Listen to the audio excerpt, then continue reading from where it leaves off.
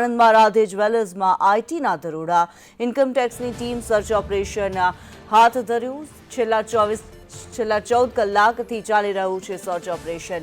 મોટી માત્રામાં બેનામી વ્યવહારો મળ્યાની ચર્ચા છે, ત્યારે પોલીસ બંદોબસ્ત સાથે ઇન્કમટેક્સની ટીમે છાપો માર્યો.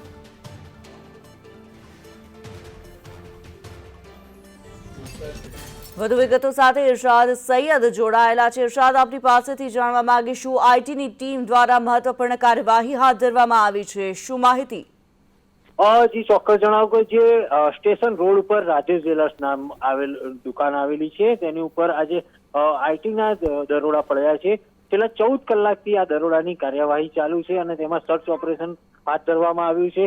બેનામી સંપત્તિ મળી હોવાના પણ ચર્ચા જોવા મળી રહી છે. હાલ પણ પોલીસ બંદોબસ્ત સાથે રાધે જ્વેલર્સમાં સર્ચ ઓપરેશન ચાલુ છે. જી ધન્યવાદ ઇરશાદ આ માહિતી માટે.